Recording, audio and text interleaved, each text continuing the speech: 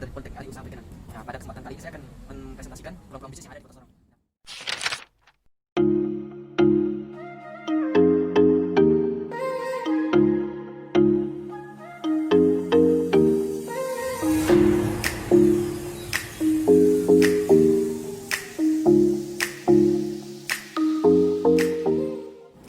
Assalamualaikum warahmatullahi wabarakatuh. Saya Himawan Indrayana, Taruna dari Politeknik Ahli Usaha Perikanan. Nah, pada kesempatan kali ini saya akan mempresentasikan peluang-peluang bisnis yang ada di Kota Sorong. Nah, pada kali ini saya mengambil bisnis es kristal atau es tub.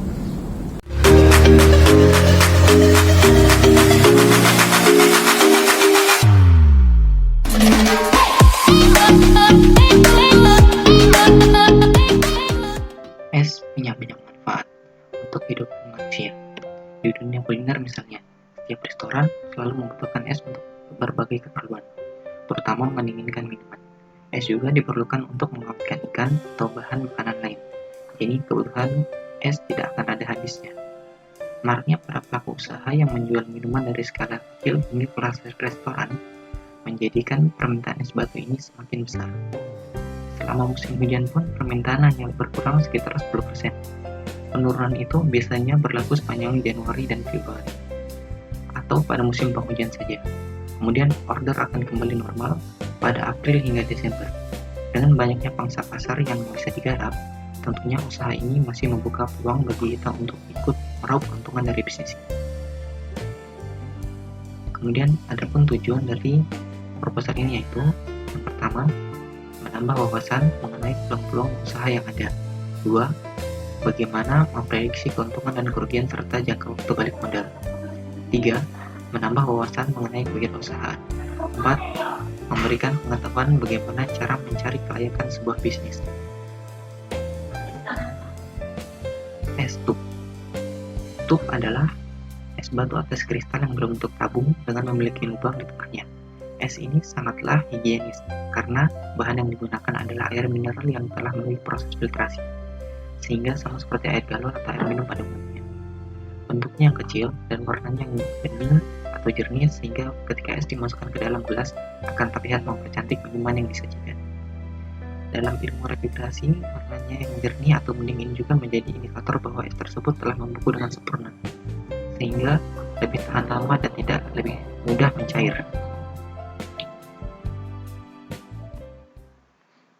Nah, ini teman-teman semua bisa melihat perbedaan antara es tub dengan es yang lain, yaitu es tub dengan es balok, di mana es balok bentuknya panjang dan warnanya yang putih keruh. Begitupun dengan es batu. Namun warnanya sama dengan es tub, namun berbeda bentuk, di mana es tub berbentuk kubus, sedangkan es tub adalah tabung dengan lubang di tengahnya. Nah, sekarang kita memasuki analisis SWOT-nya.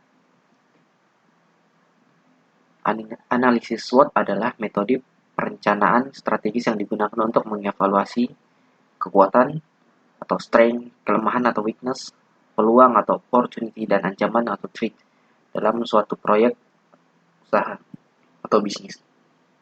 Nah, sekarang kita masuki di bagian strength atau kekuatan dari bisnis ini. Di sini dia bisa bertahan dengan mempertahankan kualitas bahan dan hasil produksi dengan menggunakan air mineral yang layak konsumsi, serta menjaga kehigienisan es hasil produksi. Yang kedua yaitu bentuk yang elegan dan ukuran yang kecil sehingga mempercantik tampilan. Yang ketiga, menciptakan brand sendiri. 4. Jauh lebih sehat dari es balok. Dan yang terakhir yaitu lebih praktis dan efisien untuk dihidangkan. Nah, poin berikutnya adalah weakness atau kelemahan dari bisnis ini, yaitu yang pertama, bisnis yang masih baru dibangun sehingga belum dikenal di pasaran. Yang kedua, belum ada pengalaman dalam usaha. Yang ketiga, harus belajar lebih banyak lagi untuk menciptakan brand sendiri. Dan yang terakhir yaitu kurangnya penyuplai filter sehingga sulit didapatkan dan harganya yang relatif tinggi. Nah, poin berikutnya yaitu opportunity atau peluang. Jadi peluang-peluang apa yang bisa diambil dari bisnis ini yaitu target pasar yang masih luas. 2. Bahan baku yang selalu tersedia. 3. Masih jarang pengusaha bersaing. Dan yang terakhir yaitu banyaknya peminatnya.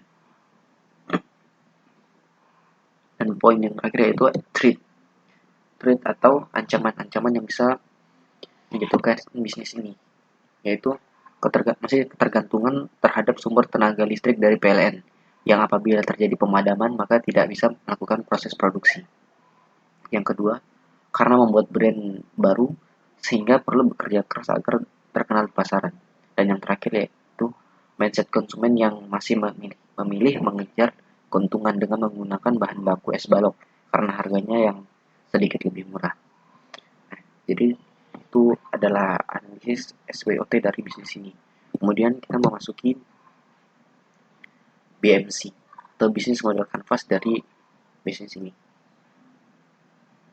BMC atau Business Model Canvas adalah sebuah strategi dalam manajemen yang berupa visual chart yang terdiri dari 9 elemen.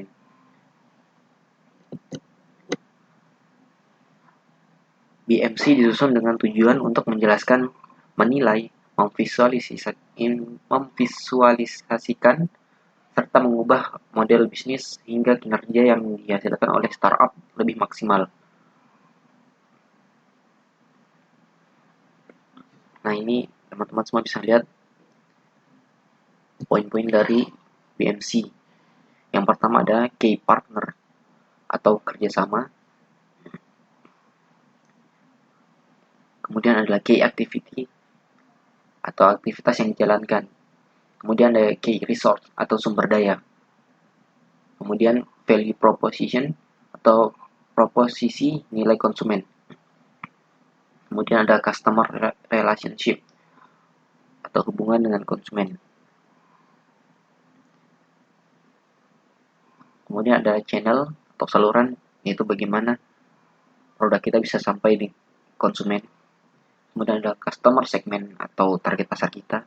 Kemudian cost structure, yaitu biaya yang kita keluarkan untuk dalam bisnis ini. Kemudian yang terakhir adalah revenue stream atau sumber pendapatan.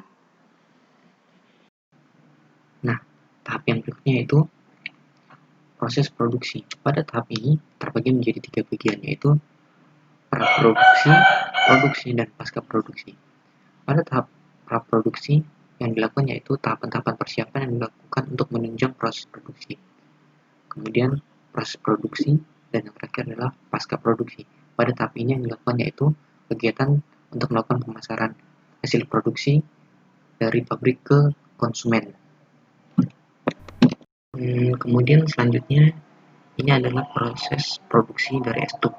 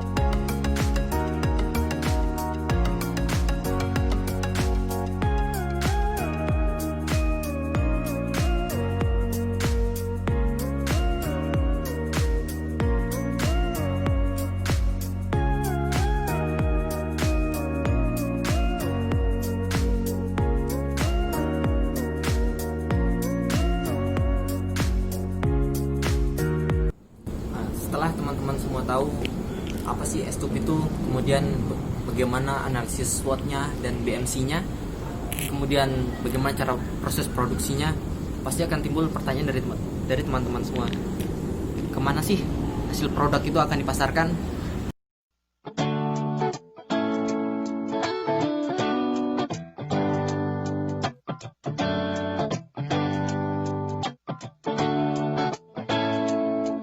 Begitu banyaknya pulau yang indah, inilah Papuaku. Permata hijau laut dan soninya begitu menyenangkan jiwa. Banyak pujian dan kekaguman budaya dan alammu. Kamu dan aku sama-sama cinta, cinta padamu Papuaku.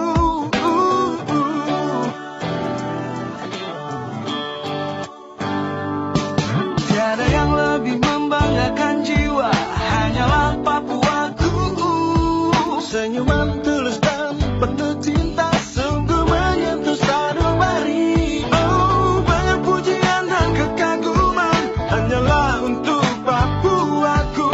Kita cinta Papua, tanah Papua.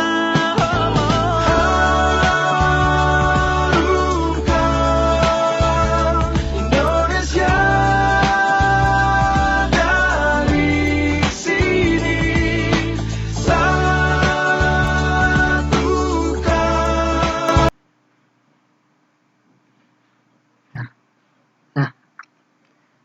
Nah, itu tadi adalah gambaran dari target pasar kita, yaitu Kota Sorong. Kemudian ini adalah target pasar kita. Yang pertama itu pedagang kaki lima, kantin, restoran, kafe, rumah makan, dan hotel.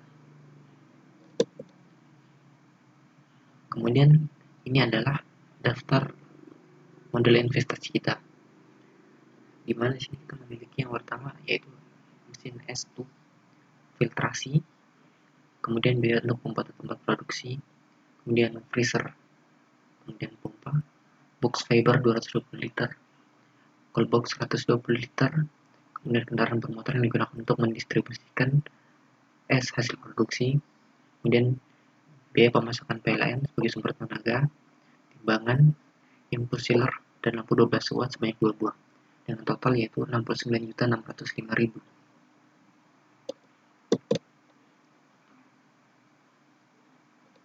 Fixed cost. Di sini teman-teman bisa melihat dalam fixed cost kita mempunyai dua item. Yang pertama itu biaya listrik PLN bulanan, kemudian gaji karyawan dengan total yaitu 2.400.000. Kemudian kita ubah ke biaya harian, yaitu dibagi dengan 30, sehingga totalnya menjadi Rp80.000 untuk satu kali produksi per hari. Kemudian yang berikutnya adalah variable cost. Nah, di sini dalam tabel variable cost teman-teman bisa melihat kita memiliki 4 item. Yang pertama yaitu plastik kemasan, air PDAM, BBM, dan biaya lain-lain. Totalnya yaitu Rp64.950. Ini untuk satu kali proses produksi dengan menghasilkan 100 kg es. Jadi untuk biaya variable cost per kilogramnya di sini kita membagi totalnya dengan 100 kg es batu dengan hasil yaitu Rp549,5. Kemudian kita masuk di break even point. Break even point adalah titik impas suatu usaha yang dijalankan di mana keadaan suatu usaha tersebut tidak mengalami keuntungan maupun rugi. Nilai BIP ini terdiri dari nilai rupiah dan nilai unit. Yang pertama yaitu BIP unit. BIP unit sama dengan biaya tetap dibagi harga jual per kilogram dikurangi biaya variabel per kilogram.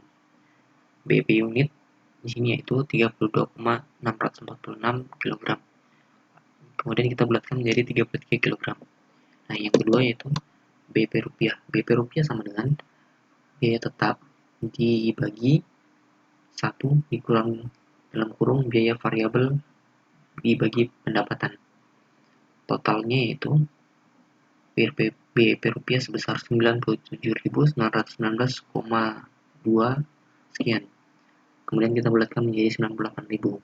Kemudian kita ubah menjadi BEP per kilogram, yaitu dibagi 100 kg, sama dengan Rp980 per kilogram.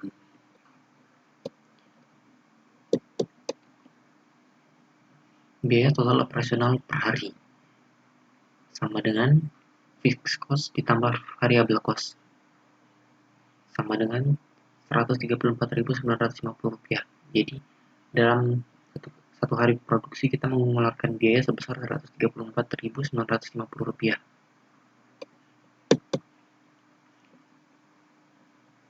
Berikutnya itu revenue cost ratio atau RC, yang digunakan untuk menilai layak atau tidaknya suatu usaha untuk dilanjutkan serta merupakan perbandingan antara pendapatan dan pengeluaran suatu usaha.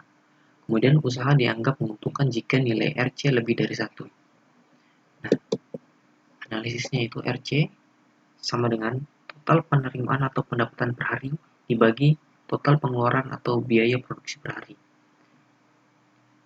Di sini kita menjual dengan harga 3.000 per kilogram. Jadi dikali 100 kg di sini kita memiliki pemasukan yaitu 300.000. Jadi 300.000 dibagi 134.950 sama dengan 2,22 sekian. Jadi nilai RC pada S-tube adalah 2,22 sekian. Artinya pendapatan diperoleh adalah 2,22 sekian kali dari modal usahanya, dan usaha high freeze dianggap menguntungkan.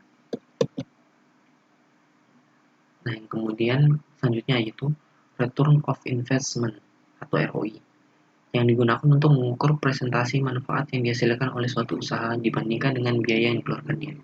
Apabila suatu usaha mempunyai nilai ROI lebih besar dari 0, maka proyek tersebut dapat diterima. ROI sama dengan keuntungan per hari dibagi biaya produksi per hari dikali 100%. Di sini kita memiliki nilai ROI-nya itu 1,22 sekian persen, yang dibulatkan menjadi 1%. Artinya, modal atau biaya yang dikeluarkan pada usaha ini dapat dikembalikan sebesar 1% dari keuntungan yang diperoleh dalam per hari. Nah, kemudian yaitu analisis pendapatan per hari. Di sini kita bisa mengasumsikan penjualan per hari sebanyak 100 kg. Karena hasil produksinya juga dalam satu hari kita bisa menghasilkan sebanyak 100 kg. Kemudian harga jualnya yaitu Rp3.000 per kilogram. Jadi pendapatan per hari sama dengan penjualan dikali harga jual, yaitu 100 kg dikali 3.000 sama dengan 300.000. Kemudian selanjutnya adalah analisis keuntungannya, yaitu laba sama dengan pendapatan per hari dikurangi biaya operasional, yaitu 300.000 dikurangi Rp134.950 sama dengan Rp165.050. Jadi keuntungan yang diperoleh dengan menjual 100 kg es per hari dengan harga jual sebesar Rp3.000 per kilogram dalam satu hari produksi adalah sebesar Rp165.050.